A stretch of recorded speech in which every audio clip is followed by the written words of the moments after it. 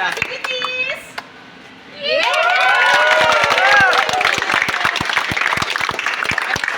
Picture is mom, picture.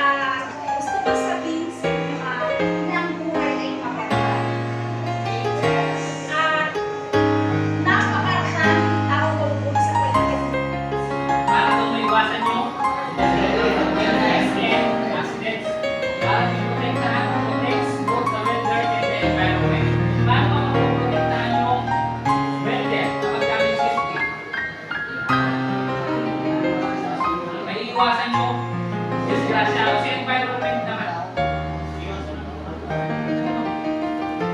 May iwasan nyo sabong. What? Ang sabong nga.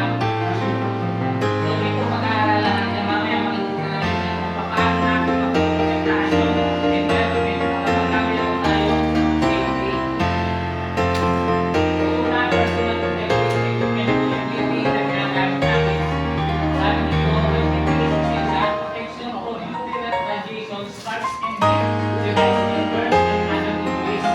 Ventilated with proper lacing, fire-resistant gloves, wearing jacket or apron. Tapos yung glasses, like side shields, with protection and steel-toe boots. So yun yung mga pinti na ginagamit natin habang nasa loob tayo ng laboratory. Next, yung proper ventilation. Ano ba yung ventilation na tinatawag?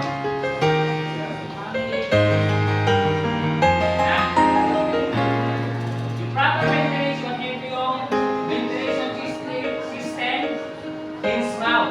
So yung talagang SMAW laboratory, meron niyang mga exhaust fan na hiniikot yung usok ng welding tapos binubuga sa labas ng laboratory para hindi natin malanghap yung yung mga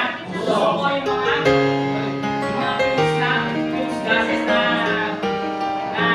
contain yung welding na ginagamit natin. So, general ventilation, may naman yung general ventilation, exhaust, ayun yung sa welding area. Yung general ventilation, is malalaking nasa taas na ng small laboratory.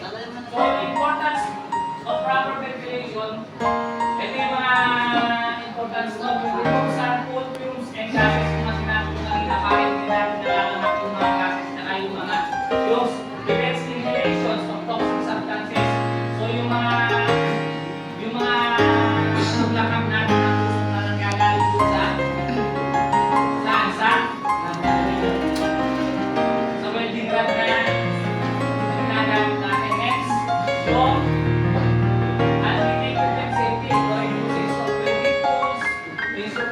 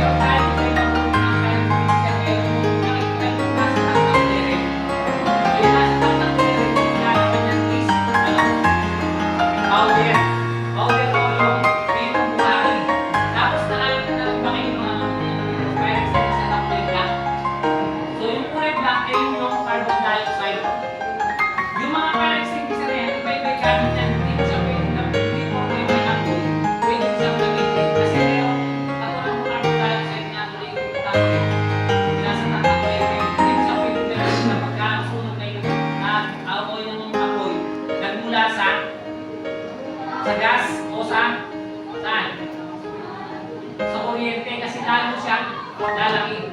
So yung ginagamit mo sa gas at sa mga kuryente na ganyan, yung powder, yung pinaka-reduce tank ay yung madalas ang ginagamit. Next, emergency procedures in case of fire. So meron tayo ng procedure pagka nagkaroon ng sunog sa loob ng laboratory. Bago na lang sa fire, emergency tank. So meron mga capacity dyan sa mga laboratory na paano natin matutupok o mapapatay yung yung apoy. Next, handling and disposal of waste. Safe disposal of materials. So dito, ito yung tamang pagtatapon ng yung mga gamit natin na ginagamit. Halimbawa, yung welding rod, tapos yung mga plugs, yung mga tatanggal natin. So hindi natin po pwede basta-basta lang kaya natin yan. Hindi po pwede itapon lang na kasama sa mga ordinary basura. Bakit? Kasi ano? Kasi makakapagsalan tayo ng environment. Kaya yung kanina, so proper disposal of scrap metal and electrical scraps, follow lang guidelines for disposing of hazardous material, preventing environmental damage para mag-prevent natin yung environmental damage. Kasi yung mga welding rod na yan, may mga chemical complaints yan na kapag kaya nila natin sa itapon sa lupa, madadamage natin yung lupa. Sisira yung lupa dahil sa lupa. So, preventing the environmental damage means to waste or dispose of environmental equipment matter. Next, general safety, laboratory rules. So, kapag nasa loob tayo sa laboratory, siya po ng laboratory, so laboratory, bawal tayo kumain dyan, bawal kumain, bawal uminom, bawal man, smoke. Kasi bakit? Bakit bawal kaya yan? Kung paano na lupa?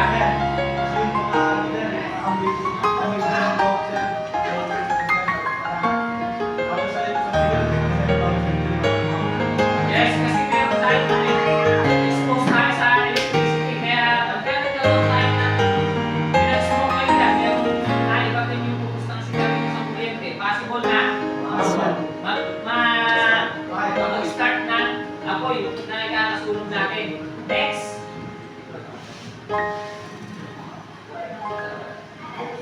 Maintain and clean and organized workspace. So, kailangan ma-maintain natin yung linis na ano, ng workshop natin bago tayo mag-start.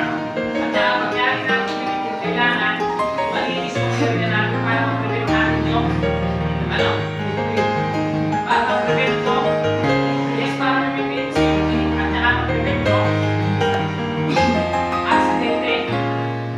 Next, follow instructor guidelines at all times. So, yung mga instructor sa Sir Mark ako, sila Ma'am Jack nyo, kapag ka nasa loob ng laboratory, huwag kayong susuway sa mga sinasabi namin kasi kapag ka sumuway kayo dyan, ano yung mayayari?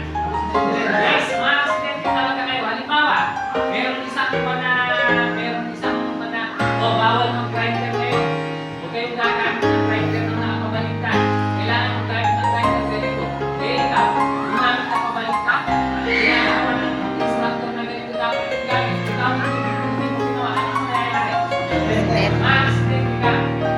Malaki yung chance ng mga aksidente na. Next, always stay alert. Kailangan palagi kayo alert. Bakit?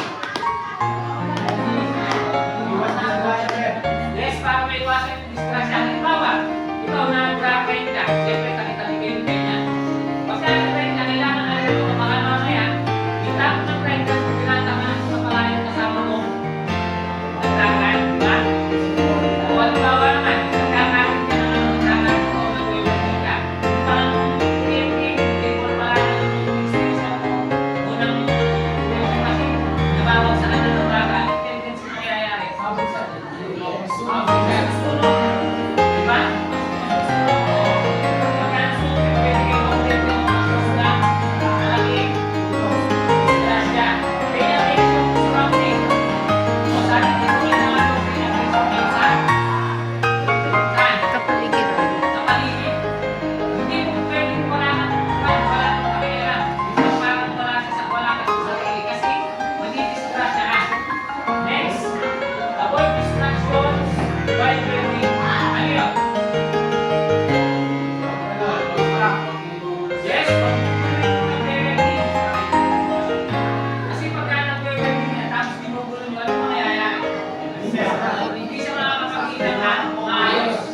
di ba?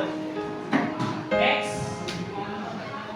So dito, pagka nakuha na natin yan, yung summary of keys and points, importance of PPE, ito yung lahat ng mga pinag-discuss natin. Malalaman mo rin natin at yung panggamit na PPE, tapos yung ventilation and ventilation, yung mga exhaust para hindi natin malaman yung uso. Yung mga uso ko, yung mga electrical and safety, electrical and fire safety. So, tapos, emergency procedures, and general laboratories. Emergency procedures, ito yung halimbawa, nagkaroon ng emergency. So, dapat kung kayo matataranta, kailangan sumunod pa rin tayo sa standard procedure para maging safe tayo lahat. Next, general laboratory rules. Meron tayong mga rules dyan sa laboratory, so yung na-discuss natin. Kailangan palagi natin yung susundin. Tapos, ito yung stay safe and always prioritize safety and needs about that. Ayun na ngayon. So, dyan nagtatapos yung discussion na safety and rules in small laboratories. Thank you.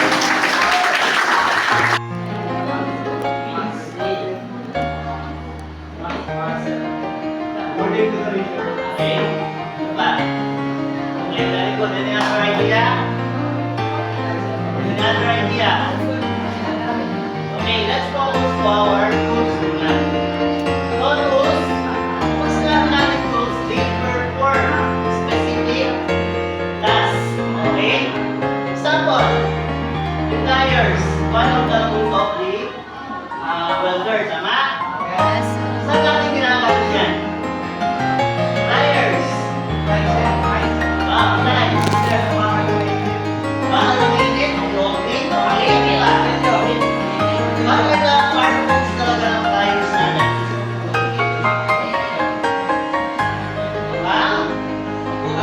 Pang-bubol, very good. Or pang-twist ng wire natin. So, pwede ba natin siyang gamitin as pang-puktok? Okay. Then, kaya nga, they perform specific tasks. Diba? Another tool, yung hammer natin. O, pangaling hammer. Opo, okay, very good. Pang-puktok, pwede siyang pangkat? Okay, wow. So, yun yung kaiba ng tools and equipment. Yung tools natin, meron siyang specific purpose. Okay? Doon lang siya dapat gamitin. Hindi natin siya pwede gamitin sa ibang bagay. Okay, equipment. Sabi kanina ni Nasser, the welding machine. The welding helmet. Diba? Tama. So, the difference between the tools, sabi natin kanina, they perform specific tasks. Doon lang siya sa task na yan. While equipment, roller siya. Okay? Roller yung pwede nga panggamitan. Base, kung ano yung purpose na gagawin natin. Example, the welding machine. We all know welding machine. Naliglaan, for ano siya? For ano? For joining the metal. Diba? Ano ba yung ano ba? O, pangmina. Cutting. Diba? So, marami siyang purpose. Broader yung purpose niya. Unlike sa tools, yun lang. Okay? Nakaintindihan? Okay. First one. Okay, small or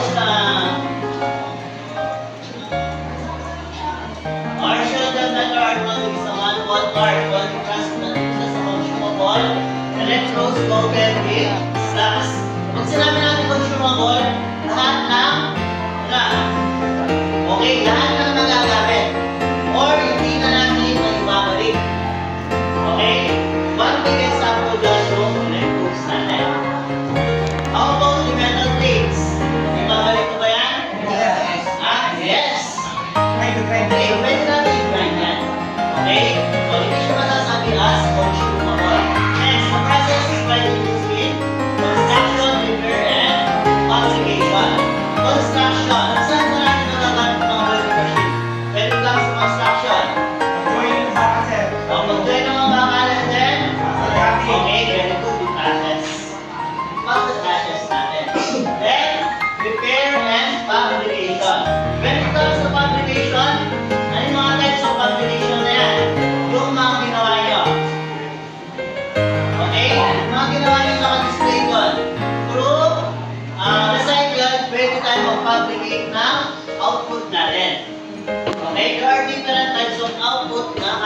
natin palawitin. Base sa isip natin.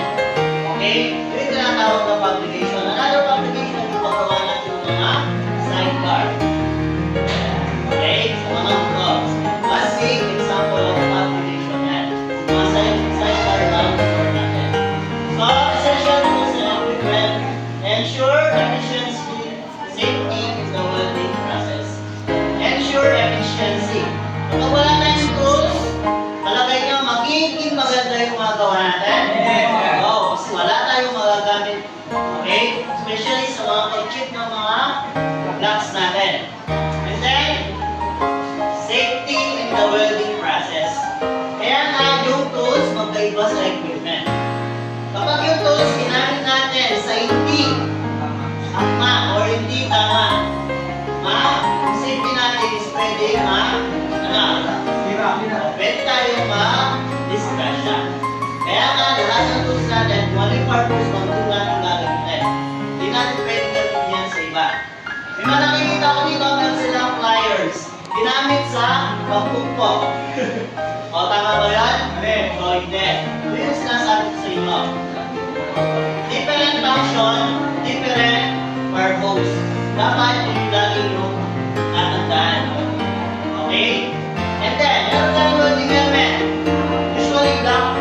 Yung nakikita natin yung welding helmet, diba? Automatic siya. Ginamit sa pag-grind. Ginamit sa pag-grind or pagkakati. Pwede ba? O hindi. Pwede kang ma-discussion doon. Kaya nga, safety. Guys, patience, safety ng mga tools and equipments natin. Although, meron tayong mga welding helmet na pwede tayo mag-grind. Okay? Pwede tayo mag-grind. Ina-adjust ng pagkulat kung ginagamit ko. Pwede siyang grind, pwede siyang welding. So, ilalagay lang siya. Saan siya namin na akma. Next. Okay, dito, very familiar na tayo dito. Tama? Look at the picture. What are the types of? Yes, very good. Heavy duty. Kapag nakita nyo na yan, ano to? O, di current. Okay, di current, adjusting wheel. Very good na. Tatandaan na yan. So, welding provides the electrical current needed for welding. Types, AC and DC. Alam mo yan, equal. AC and DC, the alternating current and the direct current. Once sa sinabi natin direct current, saan nagpupula yan? Saan nagpupula? Direct current tayo saan nagpupula? Breaker, direct current. O yan na, nalimutan na. Direct current, ibig sabihin, kumukuha tayo sa battery.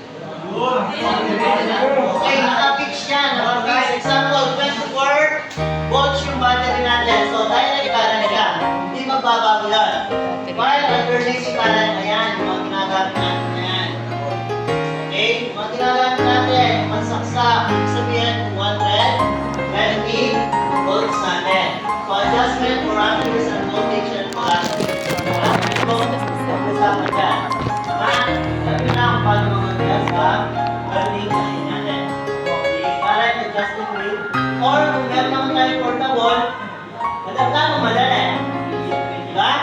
O, pinipihit lang yun. Unlike dito, medyo matagal. Bago lang punta sa pinaka sa bizarre current na gusto natin. Tama? Okay. So, there are two types of welding machine. Tandaan nyo, yung portable and heavy duty. And then, there are two types then. The alternating and the direct current. Okay, next. Okay, ito, welding electrodes. Sabi nila, welding electrodes and kasi question dati ng mga kids natin. May question sila yan, when lang suggested. Okay, ito daw yung electrodes.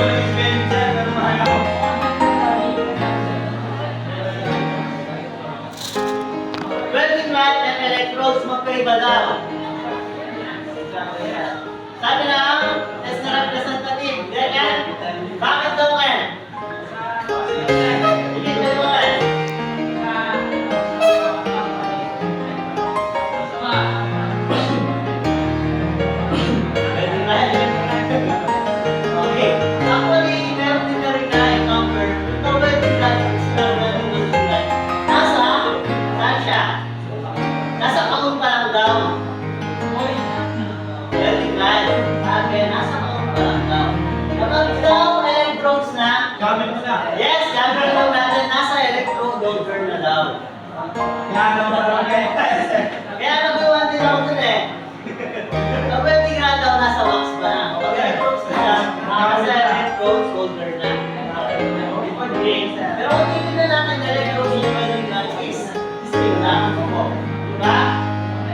So, pero ano yun na rin yan, para in case na talagang sa test ka, meron naman kayong idea. Kasi sa test na tayo kukuha ng confidence natin. Okay? Next. The coating provides consumable metal. Siyempre, sinabi ko mga kanina. The coating provides hard stability and protects the wall area from oxidation. So, yung makikita yung flux na yun, ay yung nag-protect sa units natin. Okay? Doon sa P-label natin, yun yung nag-protect. Kaya nga, meron tayo shipping hammer. Okay? Para hindi ma-expose yung units natin sa any example, mga rush, mga dumi, or mga tubig na nakakatay ko sa pagkakaroon ng welding units, especially yung truck natin. Common electrodes, 11, 13, and 17. Alam natin na. Okay? Start na yan. Okay?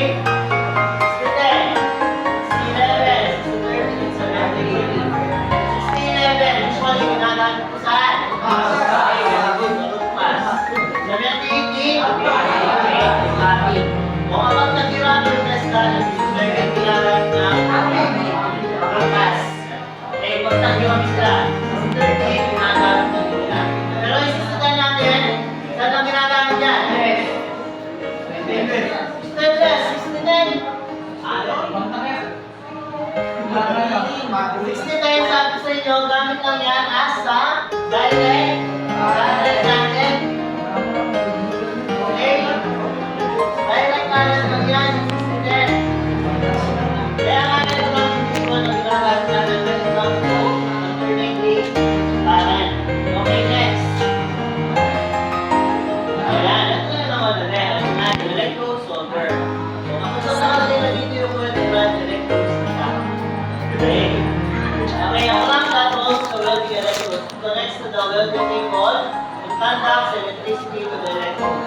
Of course, once na meron tayong electrode solver, dyan natin nilalagay yung electrodes natin. Okay? Once na meron na example, yung electrode solver natin may plastic, kapilaan. Nilagyan natin ng electrodes. Ba't yung dito natin? Ito na. Okay, walang spark na mangyayari. Kasi walang current na pupunta sa welding rod natin o sa metal o sa electrodes natin. Okay? So, wala tayo problema dito, di ba? Electrode solver, napakadali lang yan. Yan, the ground clamp or the earth clamp. Sa ibang tawag, di ba? Essential for completing the electric circuit of welding. It attaches the workpiece or welding table to provide a return path for the current. Okay, ganito yung last. Yung ground natin or the earth ground, kapag wala yan, wala kayong magagawa part. Okay? Wala kayong magagawa spark. At kung sa inyo, yung electrode solder natin and the ground is laging magkakambal yan. Pagkasawa lagi yan. Okay? Example, yung ground natin, kahit gano'n pa makalayo. Example, dito. Nandito yung ground natin. Kung yung welding natin. Basta, yung ground natin is nakatouch pa rin doon. Mag-spark at mag-spark yan. Gano'n kalakas yung ground natin. Kasi na, 220 yung ginagamit natin. So, the electrodes and the ground, meron silang volt na voltage na ilan. Electrodes and ground. Ilang voltage sila? Electrode solder natin tsaka yung ground na? Yes. O kapag pinsama, 220. Pero kapag isa lang, okay, 110 and 110. Kaya nga nagkakaroon tayo ng spark. Okay? Example, wala tayong electrodes. Naka-ground dito. Wala tayong electrodes. Dinikit natin yung electrodes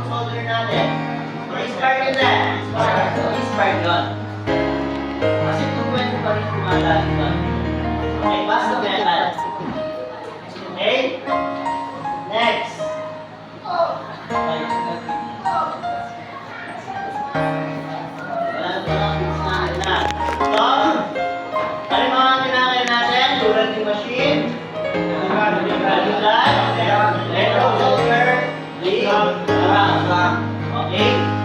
So, yung mga tools, sa mga tools kayo ng class na dyan nyo, meron tayong different types of tools, ha? Meron tayong pang-cutting, meron tayong pang-pounding, ano ba?